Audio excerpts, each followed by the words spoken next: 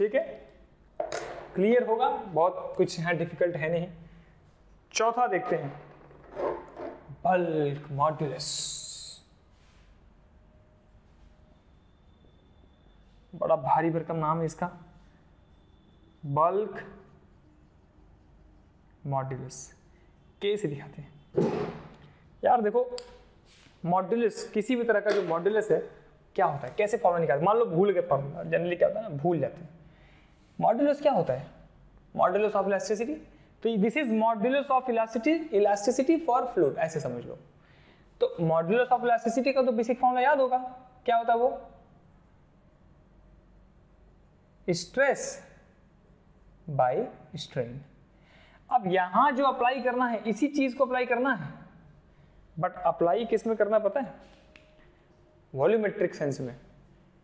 तो मान लो गुब्बारा फुला दिया, तो गुब्बारे पे क्या लग रहा है, प्रेशर लग रहा है ना गुब्बारे में, या गुब्बारे में आपने प्रेशर डाला तब जाकर के फूला गुब्बारा। तो स्ट्रेस की जगह यहां पे हम लिखेंगे change in pressure delta P, ये आपका स्ट्रेस रिप्रेजेंट कर रहा है।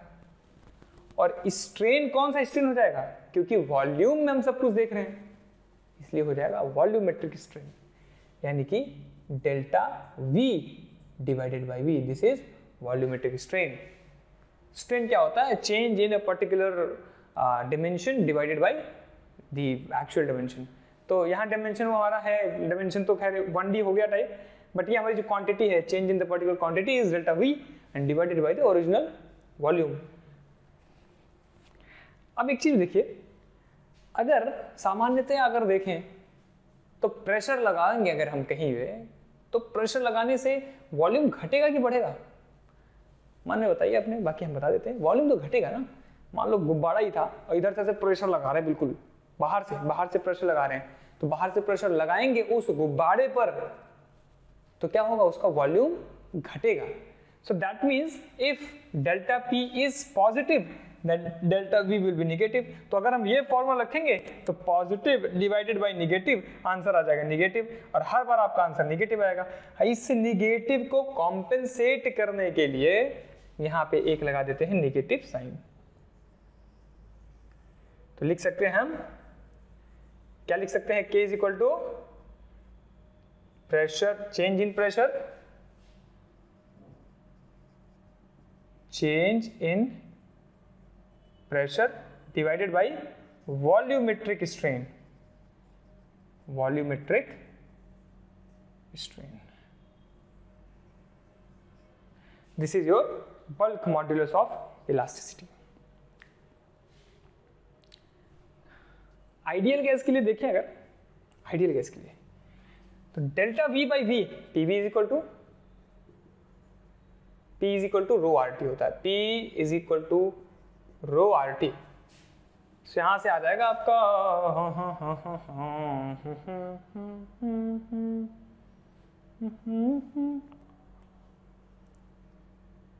M करते हैं, M is equal to rho into we.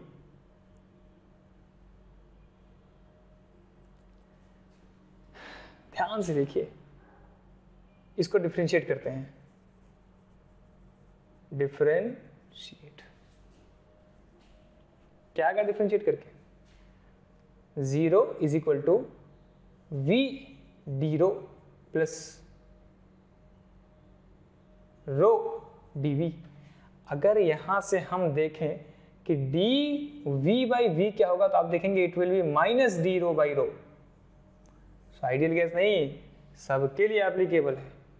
तो इसलिए यहां पे अगर हम ये वैल्यू चेंज करें तो क्या दिखेगा हमें, K इज इक्वल टू, ये माइनस उस माइनस के साथ ठीक हो जाएगा, और यहां पे हो जाएगा ये वाला फॉर्मूला भी हमारा आ सकता है। This is change in, sorry this is bulk modulus. अब बल्क मॉड्यूलस से ही जो है कनेक्ट करके ना कंप्रेसिबिलिटी का वो आता है।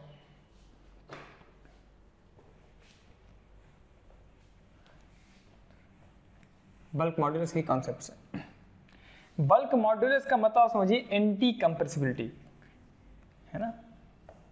इलास्टिसिटी प्रॉपर्टी क्या होती है, जब हम कोई लोड लगाएं तो लोड हटाते ही वो अपनी शेप में वापस आ जाए। यानी एक तरह से अपोज करने का काम होता है इलास्टिसिटी का।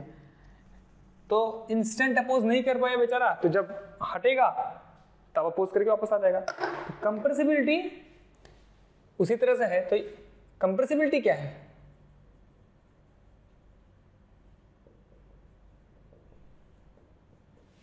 बीटा क्या है? Opposite of bulk modulus, 1 upon bulk modulus. 1 upon bulk modulus को मॉड्यूलस कर देंगे तो आप क्या आ जाएगी? कंप्रेसिबिलिटी। तो अगर हम फॉर्मूला देखें तो हो जाएगा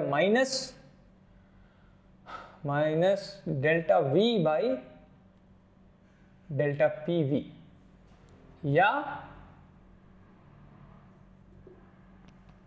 delta rho by delta P rho. बिल्कुल वही जो फॉर्मूले हमारे थे ना, उसी को अपोज कर देना और कुछ नहीं करना, बस उल्टा कर देना उसी को।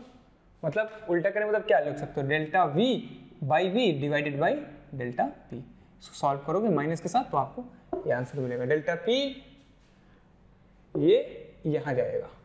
इतनी गणित आए तो अच्छी बात है। अब आते हैं आइडियल गैस में। आइडियल गैस, अगर आइडियल गैस है तो आइडियल गैस के लिए P is equal to rho R T होगा, ये तो आपको पता है। अगर इसमें इसको हम डिफरेंशिएट करें, मैं वो करके नहीं दिखाऊंगा, चलो इसे दिखाई देते हैं यार। ठीक है, पहला आइसोथर्मल कंप्रेसिबिलिटी, और समझो आइसोथर्मल कंप्रेसिबिलिटी। आइसोथर्मल माने एक टेम्परेचर कांस्टेंट हो गया, तो PV is equal to constant, ये आपका हो गया आइसोथर्मल कंप्रेसिबिलिटी। तो ये कह रहा हूँ इसको वही MB वाला है, कुछ नहीं यार। तो आपका हो जाएगा, तो डिफरेंशिएट करोगे इसको तो क्या आएगा? डिफरेंशिएट किया अगर इसको हमने तो आ गया PdV प्लस VdP बराबर 0। dV by V is equal to minus dP by P। और ब्रॉड सेंस में देखें तो dV को हम लिख सकते हैं delta V by V is equal to delta P by P minus के साथ। ये रिप्लेस कर दो यहाँ जाकर के, कहाँ जाकर के, कहाँ तो पता नहीं कहाँ गया। कंप्रेसिबिलिटी है ना beta, so beta is equal to कहाँ रिप्लेस करोगे? यहाँ रिप्लेस करोगे और कहाँ रिप्लेस करोगे? एक कोई बताने की बात है यार, है? So beta is equal to, अब बीटा देखो आइसोथर्मल यूज करते हैं इसलिए यहाँ बीटा टी लिखेंगे। So beta T is equal to minus delta V by, minus delta V by V की जगह रिप्लेस करते हैं। So minus delta V by V यानी कि minus delta P by P और divided by delta P, P से P खत्म, ये माइनस माइनस प्लस हो जाएगा। तो आपका आ जाएगा B T is equal to 1 by P, और इसीलिए के टी आ जाएगा आपका पी। समझे? उल्टा ही तो होता है, हैं? तो आइडियल गैस है अगर, हैं? अब आइसोथर्मल केस है तो कंप्रेसिबिलिटी कितनी हो जाएगी? 1 बाई पी। बल्क मॉड्यूलस कितना हो जाएगा?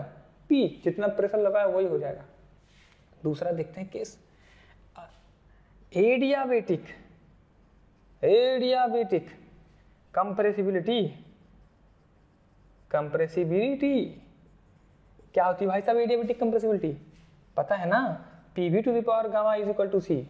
अब इसको हम प्रूफ नहीं करेंगे, प्रूफ करने के लिए कहोगे वीडियो कमेंट वमेंट ऐसा कुछ अगर आया मान लो गलती से एक आध दो हैं तो अलग से प्रूफ करके वीडियो डाल देंगे। अभी बस जान लो इसको कि यहाँ पे PT का आ जाएगा। वैसे प्रूफ करो तो अच्छी बात है, घर का समझो कि तुम्हारा ये होमवर्क समझो, ये आ जाएगा। और K देखो T गलत लिख दिया इस बार, A लिखा है ना इस बार, और K A क्या हो जाएगा?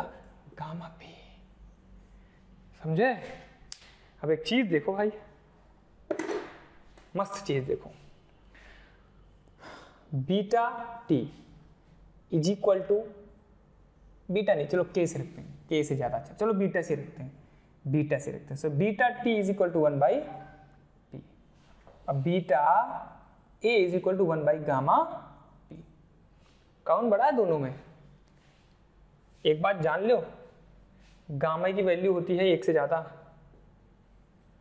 अगर गामा की वैल्यू होती है 1 से ज्यादा तो गामा पी से बड़ा होगा, और अगर गामा पी से बड़ा होगा तो 1 बाई गामा पी और छोटा हो जाएगा इसके मुकाबले। दैट मीन्स बीटा टी की वैल्यू बड़ी होगी बीटा ए से। आइसोथर्मल कंप्रेसिबिलिटी जो है वो बड़ी होगी आपकी एडियाबेटिक कंप्रेसिबिलिटी से। पर ऐसा किया काहे बे, मतलब क्या? तो क्या कुछ नहीं। ये देखो कंप्रेसिबिलिटी शब्द का क्या मतलब है? कंप्रेस करना कितना आसान होगा। तो किसको कंप्रेस करना आसान होगा? बीटी को कि ए को? जिसकी कंप्रेसिबिलिटी ज्यादा है, कंप्रेस होने की क्षमता ज्यादा है। क्षमता मतलब कि वही है कि इजीली कंप्रेस हो पाएगा। जिसकी कंप्रेसिबिलिटी ज्यादा होगी वो इजीली कंप्रेस हो पाएगा, जिसकी कंप्रेसिबिलिटी कम है वो इजीली कंप्रेस नहीं हो पाएगा। सीधी सी बात है, सीधी बात नो बकवास। दैट मीन्स आइसोथर्मल केस में, आइसोथर्मल प्रोसेस अगर है तो वहां पे कंप्रेसिबिलिटी आपकी ज्यादा होगी। और कहाँ गया? तो यहां लिख सकते हैं this is easily compressible and this is hard to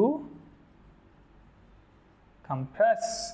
इसका एक और मीनिंग ये है कि दोनों में सेम प्रेशर लगाओगे तो इसमें वॉल्यूम जो है चेंज ज्यादा आएगा। टेम्परेचर आइसोथर्मल वाले में इसमें ज्यादा वॉल्यूम चेंज आएगा यानी कि ज्यादा कंप्रेस होगा। इसमें लगाओगे तो कम वॉल्यूम चेंज होगा यानी कि कम कंप्रेस होगा। समझे?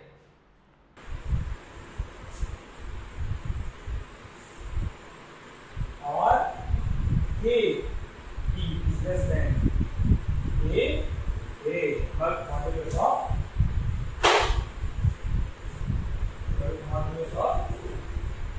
fluid is lesser। bulk modulus कम होगा तो क्या है? क्योंकि आपको कंप्रेस होने देने से रोकने की क्षमता कम है, इजीली कंप्रेस होगा।